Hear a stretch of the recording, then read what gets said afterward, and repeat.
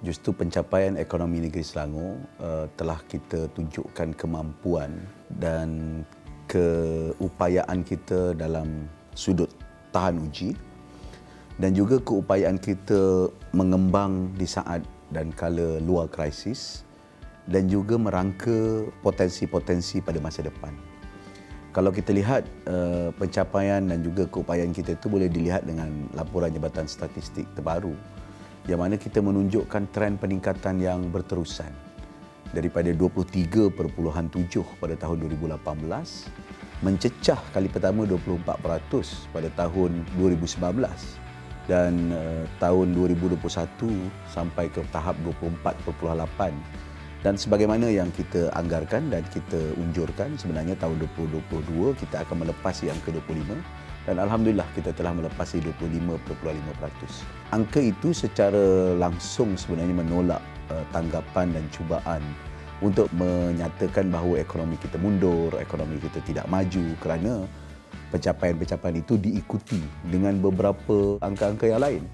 Contohnya peluang pekerjaan. Dalam tempoh 5 tahun, pelaburan-pelaburan yang masuk ke dalam negeri Selangor, walaupun kita tidak champion keseluruhan daripada segi angka jumlah pelaburan, tetapi kita sentiasa di depan daripada segi jumlah tenaga kerja yang ditawarkan.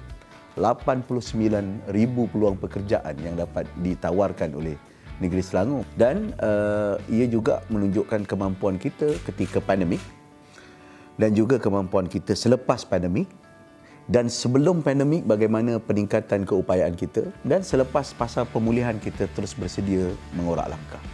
Justru saya percaya pentadbiran ini berjaya membuktikan bahawa pengurusan ekonomi kita sentiasa paling ke depan dengan beberapa inisiatif-inisiatif baru seperti dasar 100 hari, pembangunan kawasan Idris, Selangor Maritime Gateway dan sebagainya. Itu yang pertama, ekonomi. Sebab ini saya percaya ini tanggungjawab Selangor. Walau di mana dan bagaimana sekalipun, kita kena kekal nombor satu. Kalau tidak, ia akan memberi kesan kepada pemulihan negara ataupun pencapaian ekonomi negara. Yang kedua sudah pasti program kebajikan. Saya telah mengekalkan tema dan juga pengenalan Selangor sebagai negeri yang menjaga kebajikan rakyat dengan beberapa anjakan dan perubahan. Anjakan-anjakan itu mungkin menjadi kritikan sebahagian orang, tetapi angka kita tidak menipu. Di 5 tahun pentadbiran negeri Selangor, kita berbelanja lebih 2.3 bilion ringgit Malaysia untuk program kebajikan saja. Daripada program Anak Istimewa Selangor ataupun Anak Selangor ANAS, program bantuan pergi ke sekolah, program universiti, kita ada program Bitara sebagai contoh. Tuition rakyat yang mengembang kepada 65,000 pelajar pada ketika ini berbanding 6,000 pada penggal-penggal sebelum ini. Dan juga tidak ketinggalan program baru seperti RIDE, inisiatif Roda Darul Ihsan yang sekarang ini lebih 9,000 e-hailing rider telah menikmati program itu. Dan juga perubahan sedikit skim usia emas, walaupun kita tak bagi 2,500, sekarang 500.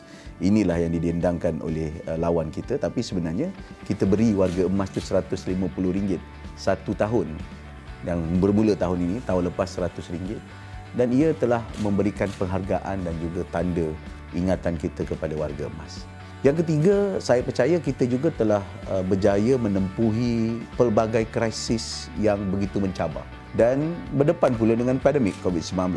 Selangor sebagai antara sebuah negeri yang paling padat, kita berdepan dengan penuh sabar melaksanakan beberapa inisiatif-inisiatif. Dan akhirnya kita berjaya keluar dengan beberapa inisiatif kita yang menunjukkan angka yang jelas. Contohnya vaksin. Kita order ataupun kita menempah sekitar 1.1 juta yang kita gunakan 700,000 dan dia diberikan secara percuma kepada rakyat. Saya tak rasa ada negeri lain yang boleh beli dan beri percuma. Saya tengok di laporan parlimen, ada negeri beli dalam 5,000, 10,000, 20,000. Malahan kita bagi percuma kepada Pulau Pinang, 5,000. So, dan kita berdepan dengan peristiwa banjir. Laporan Jabatan Statistik lagi yang dilaporkan oleh sebuah portal media mendedahkan bahawa rakyat negeri Selangor come back to normal ataupun dapat hidup kembali normal selepas kurang sebulan, dalam tempoh 3 hingga 3,5 minggu daripada peristiwa banjir. Ini menunjukkan bagaimana segera, pantas dan fokusnya kita dalam menangani isu tersebut. Bermula dengan search and rescue, proses-proses menyelamat, diikuti dengan program-program pembersihan besar-besaran.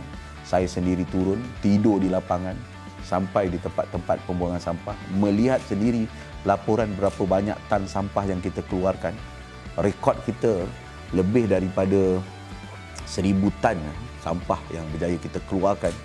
Dan kalau kita compare dengan sahabat negeri-negeri lain, mereka mengeluarkan dalam tempoh seminggu 100 tan sampah, tapi yang mereka perlukan masa seminggu.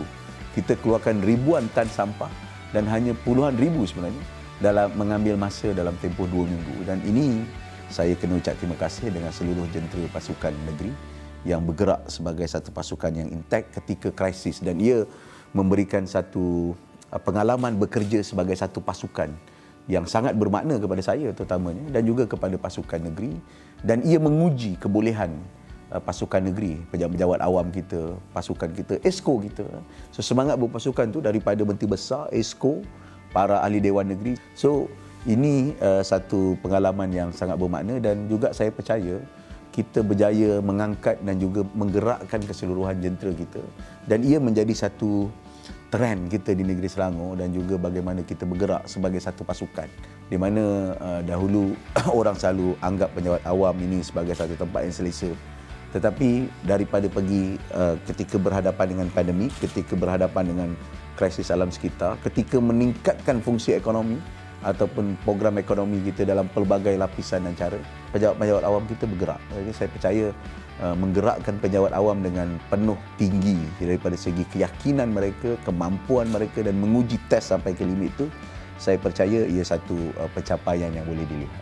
Dan yang terakhir, yang keempat, sudah pasti bagaimana kita mencorak masa depan. Negeri Selangor menyediakan action plan, bukan saja blueprint.